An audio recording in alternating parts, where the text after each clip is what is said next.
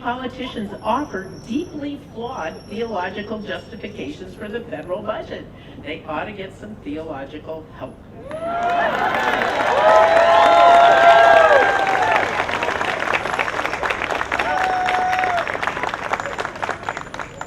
The federal budget, as passed by the House, currently rejects church teaching about solidarity, inequality, choice for the poor, and, can you believe this, the common good.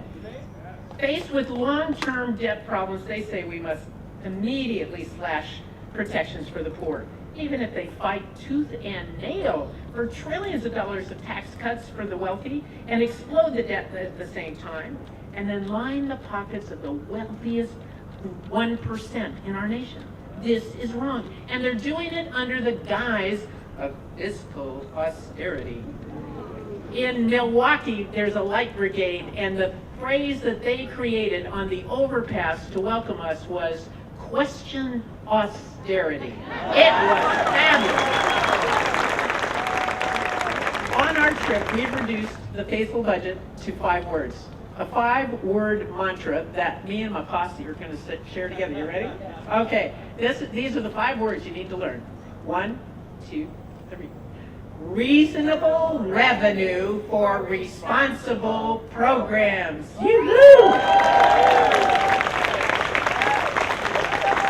These simple 5 words outline the faithful way forward. Catholic sisters run programs that are responsible and partner with the federal government's funding to reach people in need. Sisters don't do it just with grace, for heaven's sakes. We need money to make it happen. And it's the partnership that really makes sense. It's with very full hearts that we come to the end of this tour. Everywhere we have gone, we have found folks parched for an alternative to the partisan gridlock.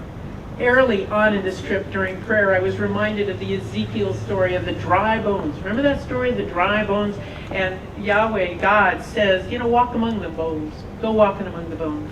But I must tell you, we've been walking among the bones. Out in the, from Iowa and Illinois, where all were we? Wisconsin, Indiana, all the way here. We have found, Michigan. We have found people who are hungry. They begged us, please continue this. Come to us, please come. Share the word. And that's what we're doing. But it's not enough that we do it.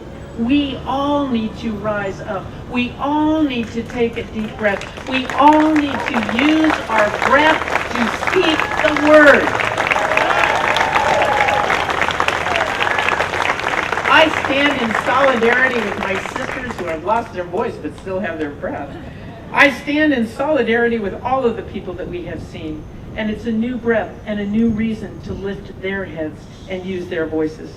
Together we can ensure that the faithful budget becomes a reality, not the immoral budget that was offered in the House. That is wrong, and we won't stand for it. And by going with a faithful budget, we will indeed step back from the unpatriotic lie, an unpatriotic lie that our nation is based on individualism. That is a lie, and we must stop it now.